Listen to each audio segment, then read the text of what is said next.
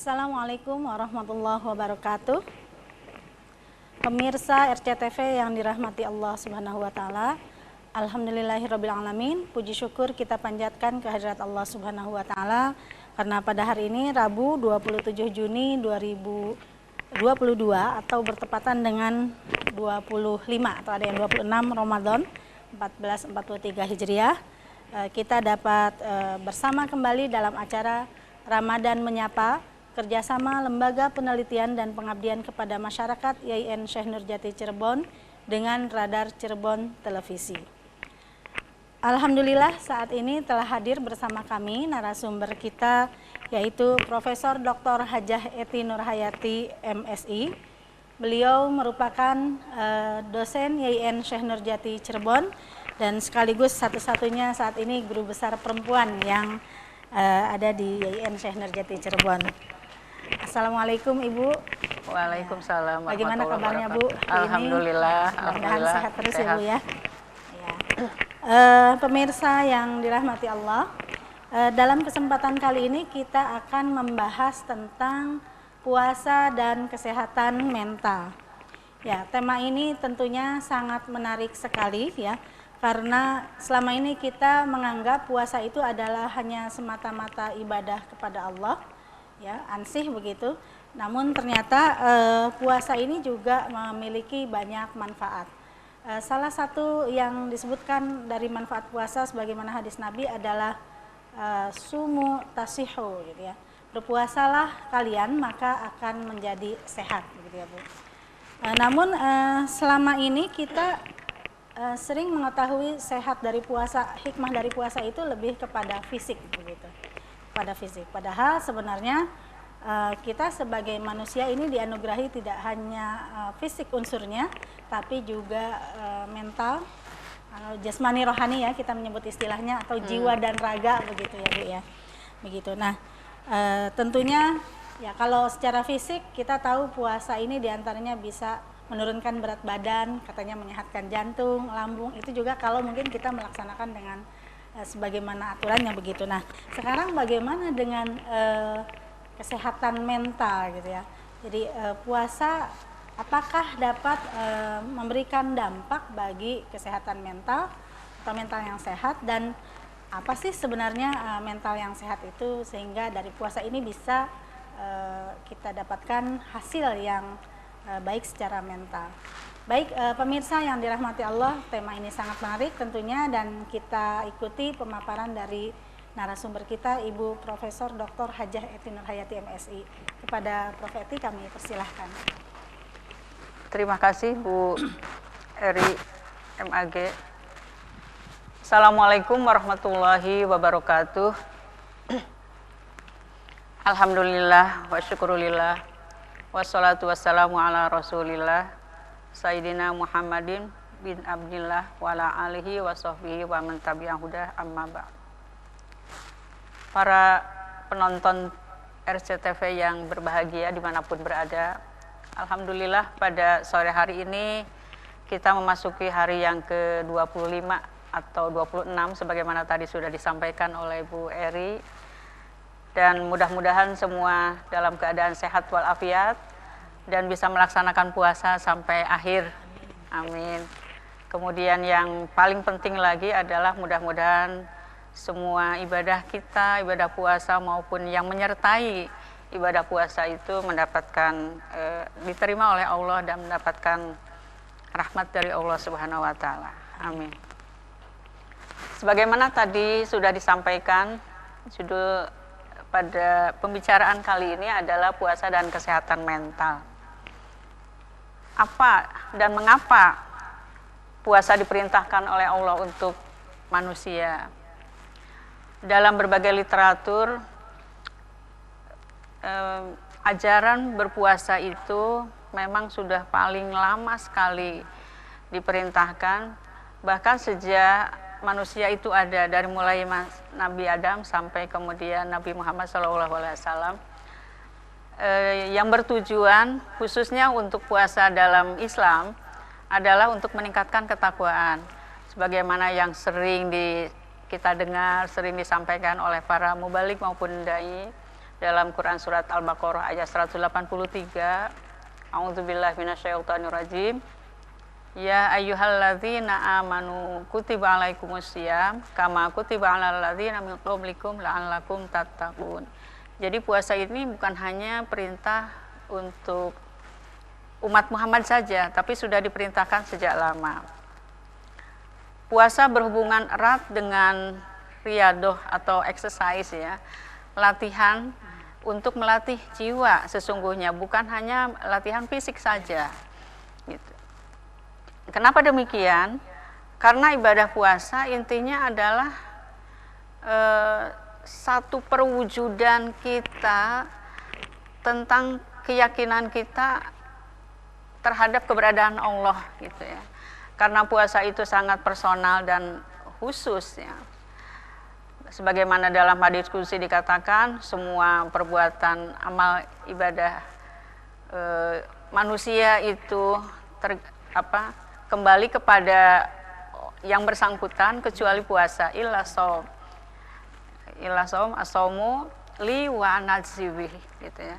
Jadi orang yang berpuasa itu adalah orang yang betul-betul dia meyakini bahwa keberadaan Tuhan dan keberadaan Allah ya, keberadaan Allah Subhanahu wa taala, dan di mana Allah itu tidak pernah lengah untuk mengawasi setiap langkah gerak-gerik manusia. Nah, keberadaan ini, keyakinan atas keberadaan Allah ini, maka kemudian menimbulkan satu satu kontrol ya, satu pengendalian bagaimana agar sikap dan perilaku itu selalu dalam keadaan baik dan terkontrol, dalam keadaan kesadaran. Jadi kalau dalam agama mungkin ada yang disebut dengan ihsan ya. Ihsan itu walaupun kita tidak melihat, tetapi Allah Subhanahu wa taala itu melihat. Kemudian puasa yang terjadi di Indonesia alhamdulillah lebih ideal. Ya, kita melakukan puasa kira-kira sekitar 14 jam. Mungkin kalau dihitung secara gampangnya dari mulai jam 4 pagi sampai jam 6 sore itu 14 jam. Bayangkan ketika di belahan dunia lain gitu ya, misalnya di London, di mana yang sampai puasa ada yang 20 sampai 21 jam. Nah, kemudian yang menarik lagi terkait dengan kesehatan mental, bahwa puasa itu merupakan latihan pemanusiaan manusia. Pemanusiaan manusia yang sangat manusiawi. Gitu. Ini nanti akan bisa kita telusuri kenapa puasa disebut sebagai pemanusiaan manusia dan sangat manusiawi. Saya kira itu, Bu. Baik, terima kasih Prof. Eti. Tadi kita sudah dengarkan bahwa puasa ini kenapa diwajibkan ya, diperintahkan. Yang pertama bahwa puasa memang sebenarnya sudah diperintahkan dari sejak sebelum Nabi Muhammad ya, kama kutiba alal ladzina min qablikum gitu ya. Sehingga tentunya pasti bukan tanpa sebab Allah memerintahkan tersebut. Dan tadi ada dua hal yang disebutkan Prof. Eti tentang mungkin hikmah manfaat dari puasa ya, seperti itu yang dikaitkan dengan mental. Tapi kita akan mendengarkan penjelasan Prof. Eti lebih lanjut setelah pesan-pesan berikut ini.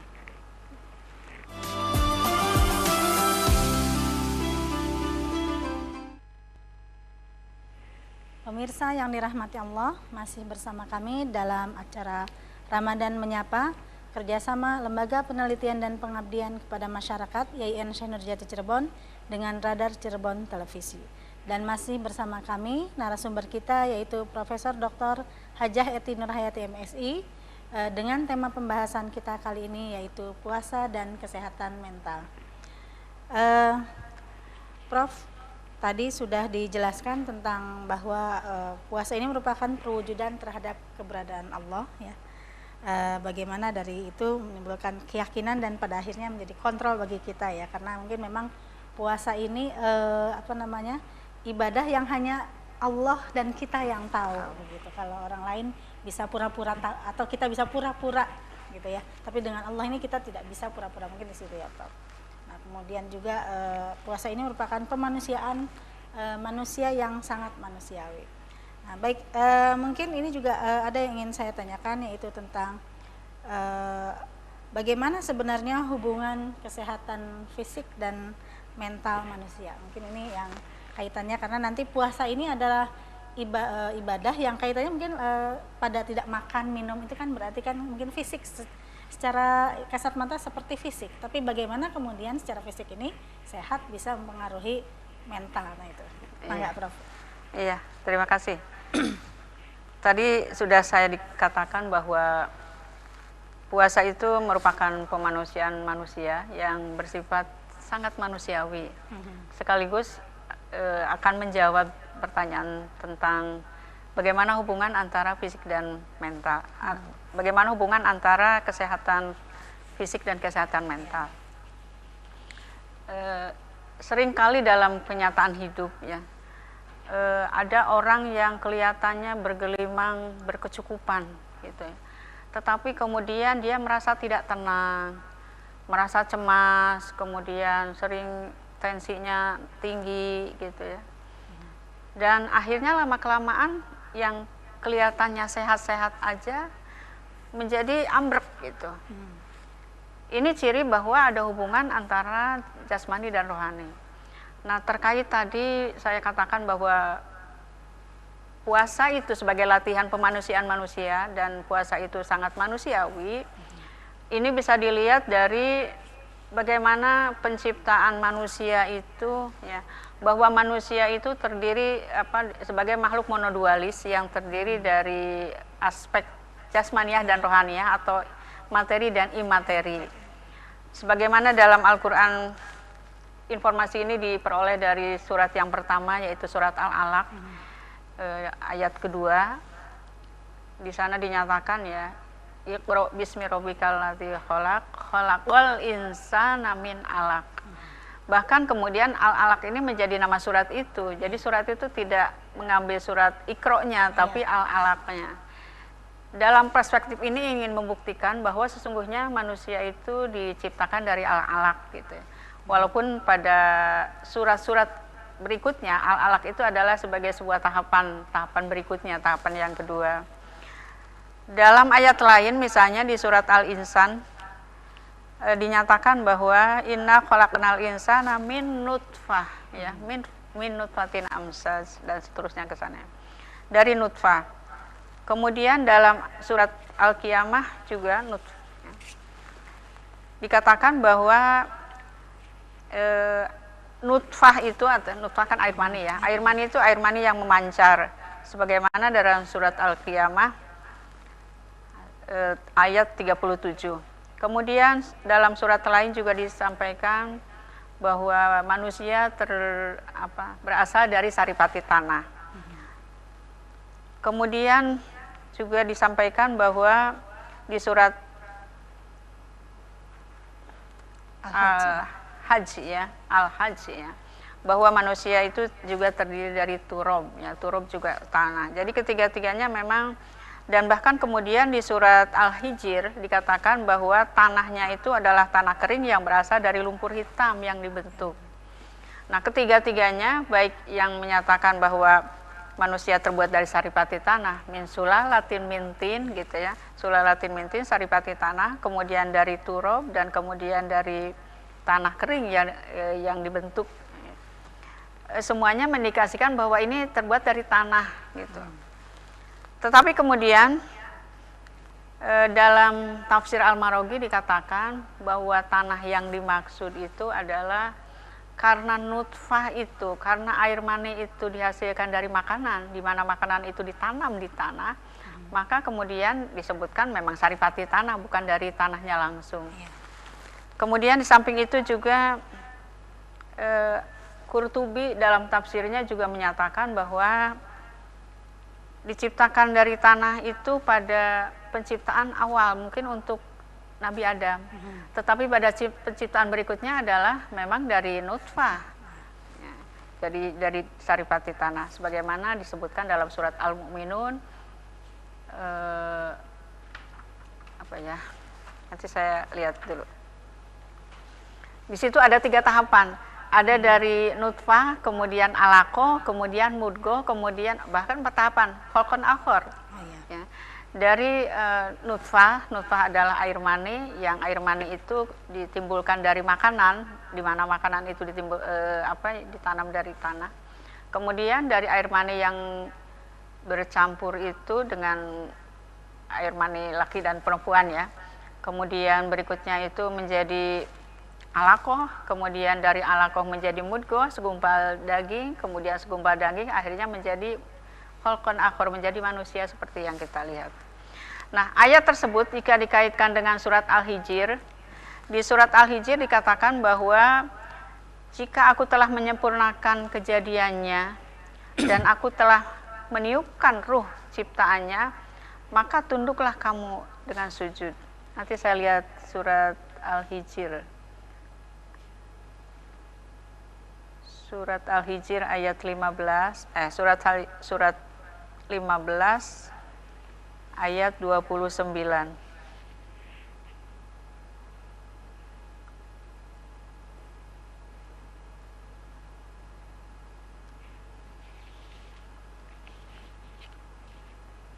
Faiza sawaituhu wa nafakhtu fihi mir ruhi faqa'u lahu sajidin, gitu ya. Jadi di akhirnya ketika proses yang tadi 4 tahapan itu sudah selesai, itu proses material ya atau fisiknya. Jadi nutfah, alaqah, mudghah sampai kemudian khalqan akhar itu adalah proses materinya. Kemudian yang bersifat imaterinya, faiza sawaituhu wa nafakhtu fihi mirruhihi faqa'u lahu sajidin. Ya, kemudian setelah itu bersujudlah. Ya. Bahkan fasajadal malaikatu kulluhum ajmain. Seluruh malaikat itu tuh bersujud semuanya, illa iblis aba ayyakuna ma'as-sajidin. Kalau lihat dari sini berarti yang aba gitu ya, yang membangkang tidak mau bersujud itu adalah hanya iblis. Mungkin iblis beneran, mungkin iblis yang wujudnya manusia, yang tidak mau berpuasa gitu ya, berpuasa. Jadi puasa itu adalah sebagai identik dengan sujud. Orang yang memiliki keyakinan, kepercayaan bahwa ada keberadaan Tuhan dan kemudian dia akhirnya berpuasa karena puasa urusannya hanya dengan Allah, dan kemudian di sana tunduklah dia untuk kepada perintah puasa itu. Dan orang yang tunduk itulah hanya iblis, baik dalam wujudnya sebagai manusia maupun yang bukan manusia. Nah, ini menandakan bahwa ada hubungan antara materi dan imateri, antara fisik dan non fisik gitu, antara fisik dan mental gitu. Itu hubungan yang dimaksudkan yang tadi dipertanyakan.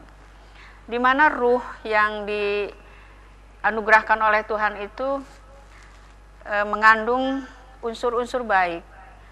Sebagaimana kalau kita sering melihat ya, ketika orang itu meninggal, jasadnya itu dikubur ke bawah, di bawah tanah, tetapi ruhnya diangkat.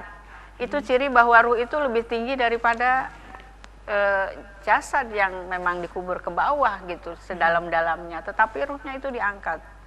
Artinya bahwa kalau sudah manusia itu secara fisiknya sudah dikasih ruh, maka dia nanti kalau ruh itu dipelihara dan dijaga dengan baik, dia akan mendapatkan derajat yang tinggi karena diangkat oleh Allah gitu. Karena itu memang ruh itu harus dipelihara dan dijaga. Dan tempatnya ruh itu ada pada kalbu. Ketika kalbu itu dipelihara dengan baik, maka terjadilah ruh itu akan terpelihara dengan baik. Nah, kalbu itu didominasi ada 2 ya, ada 2 gangguan atau ketika ruh itu tercemar, maka ada 2 hal yang akan menimbulkan terjadinya pencemaran itu. Yang pertama, kalbu akan didominasi oleh nafsu. Kemudian yang kedua akan terjadi penyakit-penyakit kalbu. Penyakit kalbu itu bisa dikategorikan ada yang terkait dengan hubungan vertikal seperti misalnya kufur, syirik, munafik, gitu, fasik. Gitu. Kemudian ada yang hubungannya dengan horizontal manusia, misalnya membohong, gitu, ghibah. Dan kemudian ada hubungannya yang dengan diri sendiri seperti riya misalnya gitu ya, kikir misalnya gitu ya. Meskipun tiga hal itu bisa diklasifikasi, tetapi satu dengan yang lain saling berhubungan dan tidak berdiri sendiri. Dan keduanya itu, baik itu yang dihasilkan karena didominasi oleh nafsu ya, kalbu yang didominasi oleh nafsu maupun penyakit kalbu, itu sangat memiliki kontribusi yang atau pengaruh yang signifikan gitu terhadap kesehatan mental. Jadi orang-orang yang memang bisa memelihara kalbunya dari penyakit-penyakit itu, maka dia akan sehat mentalnya. Baik, ya, jadi bagaimana kesehatan fisik dan mental manusia itu bisa berhubungan, itu diantaranya adalah bagaimana dengan manusia mungkin memelihara kalbunya begitu ya Bu, iya. Sehingga ruhnya menjadi baik, bersih begitu ya, dan tentunya diangkat derajatnya seperti itu. Baik pemirsa yang dirahmati Allah, kita masih akan melanjutkan pembahasan kita tentang puasa dan kesehatan mental setelah pesan-pesan berikut, dan nanti kami akan memberikan kesempatan kepada pemirsa untuk mengajukan pertanyaan atau mungkin tanggapan pada nomor 0231 482 138.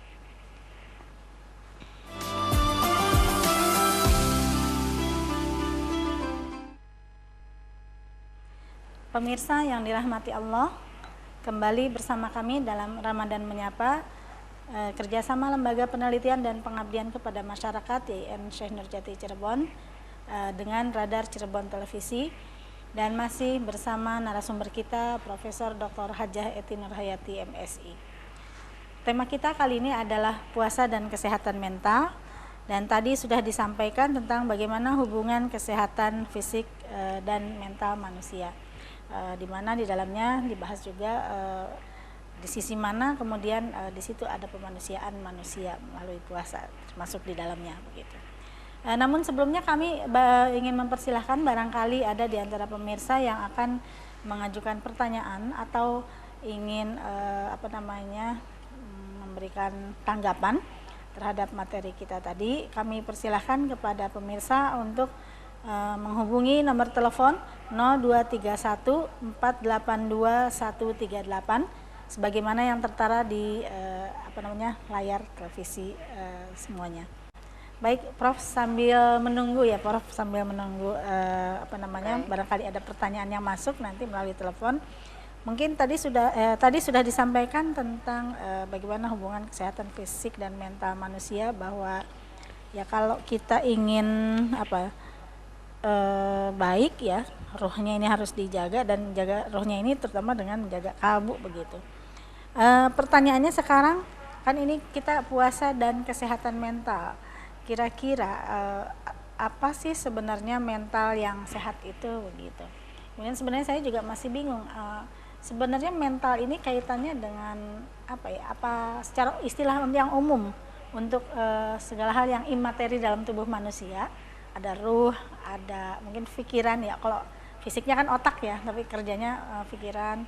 Kemudian mungkin ada nafsu, ada emosi seperti itu. Saya pernah mendengar bahwa unsur manusia itu kalau menurut Imam Ghazali termasuk Plato itu katanya ada ada nafsu, ada emosi, nah termasuk ada pikiran. Nah ini apakah kemudian nanti mental ini juga termasuk ke situ, dan kemudian nanti kita kaitkan dengan mental yang sehat itu ya, hal-hal itu kaitannya. Baik, kesehatan mental ya, sehat mental. Banyak definisi yang menyatakan tentang kesehatan mental. Tetapi dari definisi yang banyak itu ada yang bisa ditarik secara utamanya ya, substansinya. Bahwa orang yang sehat mental itu adalah orang yang tidak mengidap atau terbebas dari penyakit neurosis ya, gangguan jiwa. Jadi ada yang bersifat gangguan jiwa, neurosis.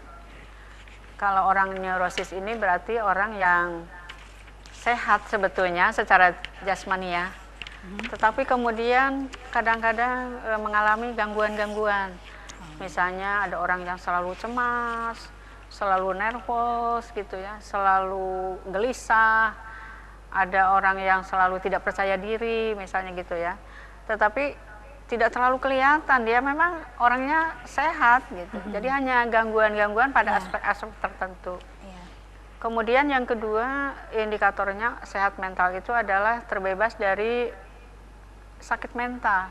Beda dengan gangguan mental. Kalau gangguan mental masih yang terganggu hanya mental saja, orangnya masih sehat. Tetapi kalau sakit mental, sakit jiwa, itu ya orang-orang yang sakit jiwa. Dalam psikologi sering disebut dengan psikosis ya. Jadi ada neurosis, ada psikosis. Sebentar, itu mungkin beda nggak sakit jiwa dengan orang yang sakit jiwa, orang gila gitu? Iya, sama iya. ya. Nah sakit, iya. Nah mungkin kalau yang psikosis itu yang sudah parah, tidak cukup barangkali ya, kecuali karena mukjizat dari Allah mungkin ya. Tidak cukup mungkin mengobati orang psikosis hanya dengan puasa saja, tapi perlu ada hal-hal lainnya juga, ada upaya-upaya yang dilakukan. Tetapi untuk yang bersifat neurosis, itu beberapa penelitian sudah membuktikan itu, bahwa puasa itu memiliki terapi sebagai terapi untuk penyakit-penyakit gangguan jiwa. Tetapi pada dasarnya tadi kembali kepada pengertian bahwa sehat mental itu adalah tidak mengidap atau terbebasnya dari neurosis maupun psikosis.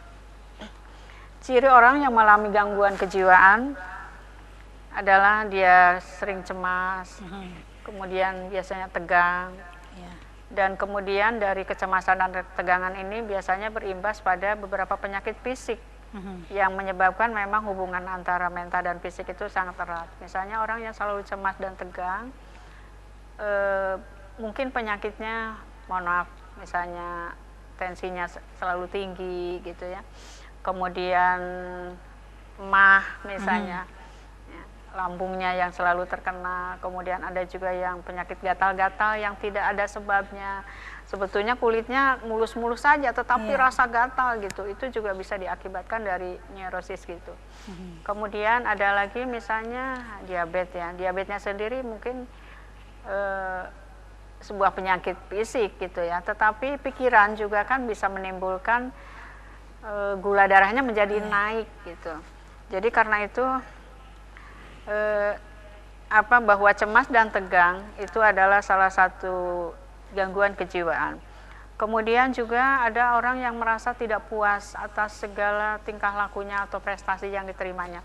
Kalau merasa tidak puas karena prestasi dalam pengertian yang positif, mungkin bagus, sehingga dia punya motivasi untuk meningkatkan diri gitu ya, untuk mencapai prestasi yang tinggi. Tapi dia tidak merasa puas itu karena negatif.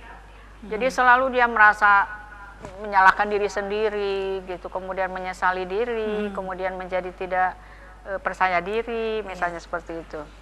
Kemudian yang berikutnya juga cirinya bisa juga karena dia tidak mampu menghadapi problem secara efektif. Setiap orang tentu punya problem masing-masing. Hampir tidak ada orang yang tidak memiliki problem. Tetapi bagi orang yang sehat mental, biasanya dia memiliki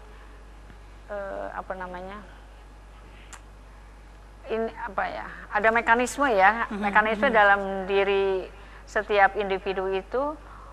Ada yang efektif dan tidak efektif ketika menghadapi problem itu. Kemudian biasanya orang yang mengidap gangguan neurosis itu, ada orang yang memang menyadari, ada juga yang tidak menyadari. Tetapi yang paling sering menjadi imbasnya adalah sekitarnya biasanya, karena perbuatan-perbuatan dia yang kurang efektif, yang di luar batas kewajaran ya, atau di atas rata-rata orang, maka kemudian biasanya sekitarnya itu yang merasa terganggu karena kesehatannya ada gangguan gitu ya, kesehatan mentalnya ada gangguan. Penyebab gangguan ini ada yang bersifat sosial, faktor sosial, misalnya seperti dia sering dikecewakan oleh orang, dia merasa diperlakukan tidak adil, dia merasa diperlakukan sewenang-wenang, gitu ya. Kemudian dia sering dikucilkan misalnya, atau misalnya kehilangan sesuatu yang dia cintai, gitu ya, atau cintanya tidak terbalas barangkali, bisa jadi begitu ya. Kemudian juga ada faktor yang organik. Nah, kalau faktor yang organik ini mungkin perlu diobati oleh psikiater ya. Psikiater itu kan fakultas basicnya dari kedokteran gitu ya. Jadi bisa ngobati bukan hanya oleh orang psikolog. Nah, faktor organik itu biasanya karena kelainan sistem saraf atau karena ada kerusakan di otak. Bisa karena kecelakaan atau bisa karena turunan gitu. Seperti itu. Ya, menarik ya Prof ya tadi apa yang dimaksud dengan sehat mental ya, atau kesehatan mental itu seperti apa ya, bahwa ternyata kesehatan mental itu adalah terbebasnya kita ya dari gangguan jiwa maupun penyakit jiwa ya, dan mungkin kalau penyakit jiwa kelihatan ya Dok ya. Iya.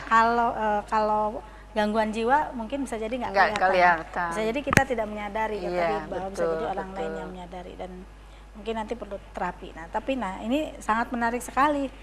Kemudian bahwa hal-hal seperti ini dikaitkan dengan puasa. Ada nggak sebenarnya dampak dari puasa, atau puasa bisa menjadi terapi nggak buat hal-hal seperti ini? Nah, baik pemirsa yang dirahmati Allah, mungkin karena waktu ya, kita akan membahas pertanyaan tadi yang terakhir setelah pesan-pesan berikut.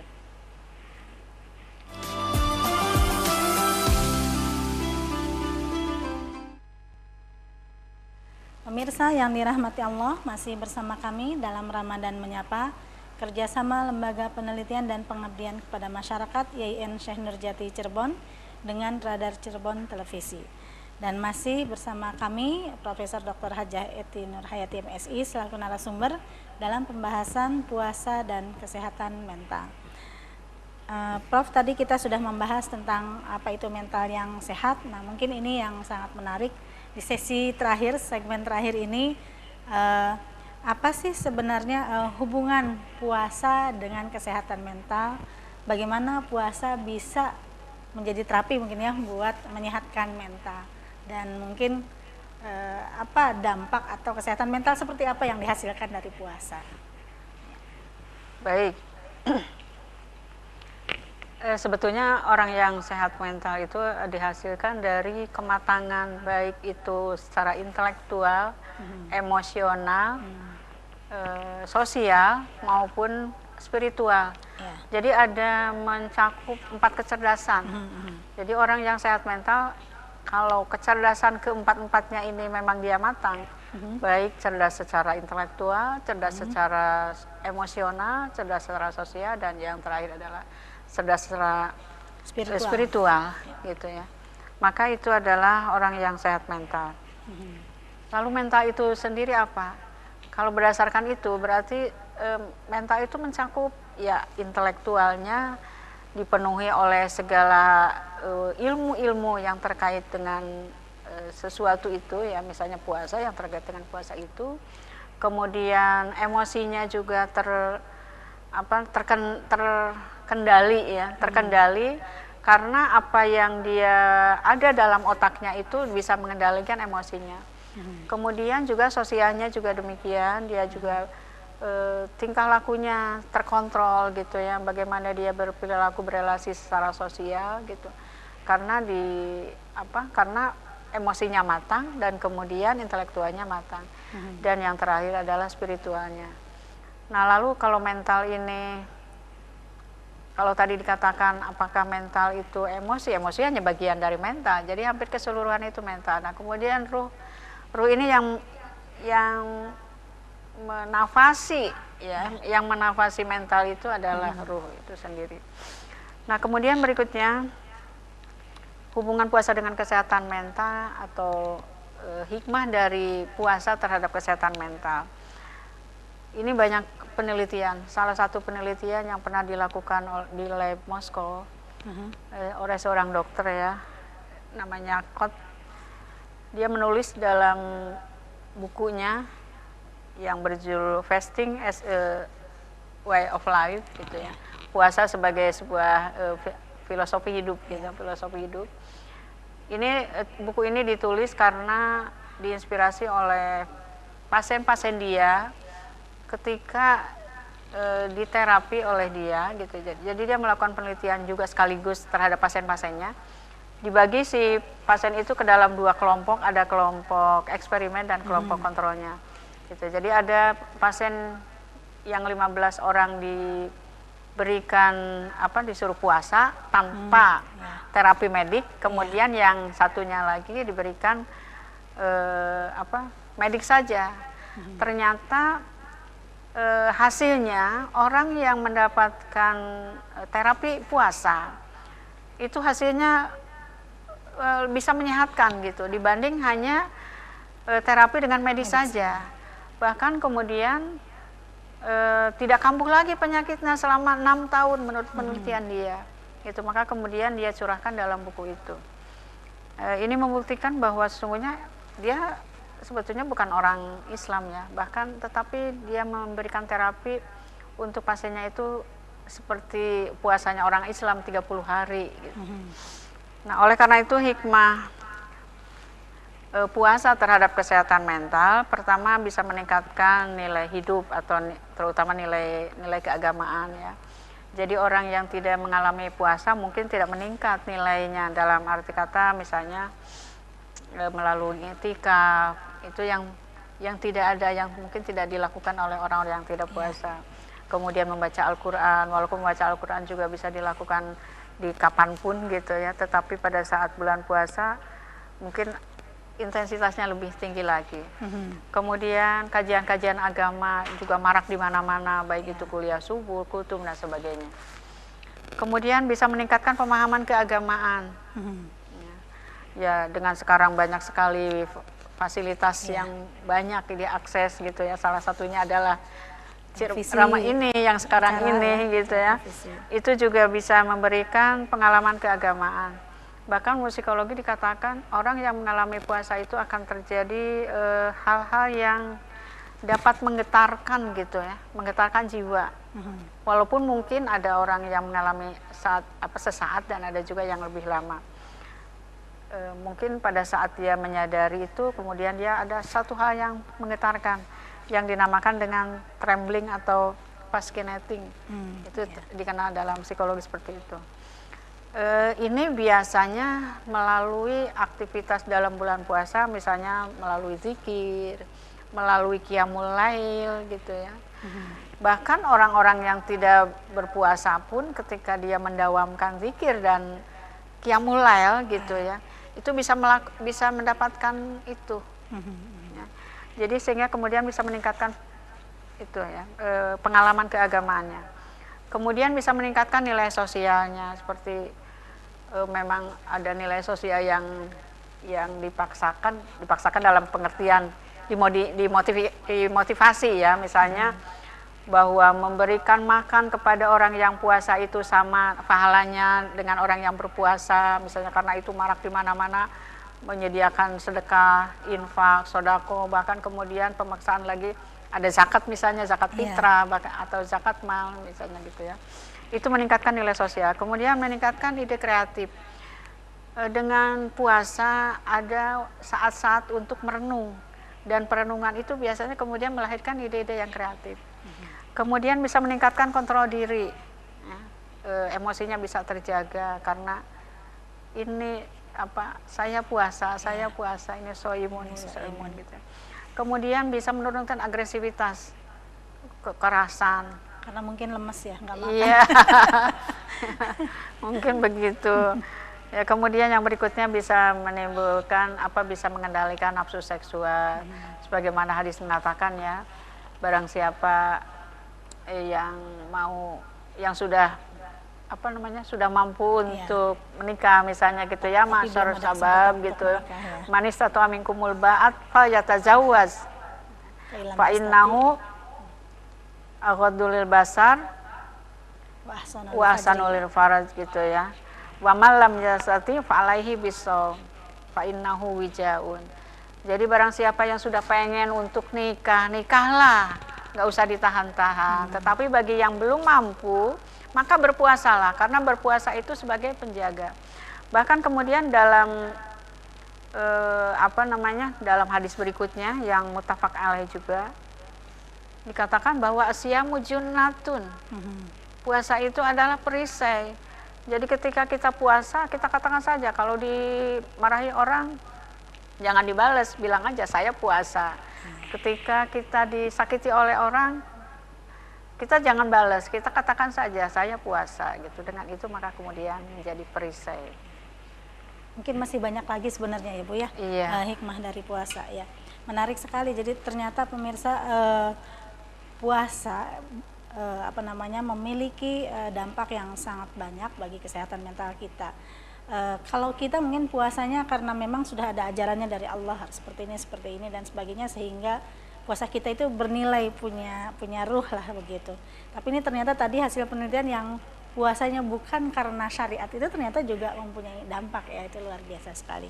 Baik Prof, ini waktunya sudah habis, mungkin kami mohon untuk sedikit saja closing statement, barangkali ada tips atau pesan-pesan untuk mengakhiri pertemuan kita kali ini.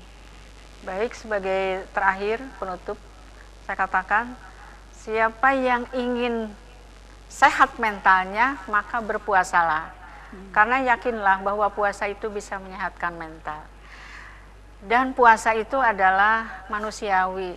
Orang yang tidak puasa maka dia separuh aspek kemanusiaannya tuh tidak lengkap. Gitu ya, karena manusia itu dilengkapi dengan aspek materi dan imaterial. Dan kedua aspek itu adalah bisa dicapai kalau dia berpuasa. Baik, terima kasih. Closing statement yang sangat tajam sekali, dan mudah-mudahan itu menjadi motivasi ya bagi kita untuk bisa melaksanakan puasa dengan benar, dan tentunya mudah-mudahan kita bisa mendapatkan puasa yang betul-betul bermanfaat baik bagi kesehatan jasmani maupun rohani kita. Pemirsa yang dirahmati Allah, demikian Ramadan Menyapa kali ini. Kami mengucapkan terima kasih atas perhatiannya dan mohon maaf atas segala kekurangan dari kami. Wassalamualaikum warahmatullahi wabarakatuh.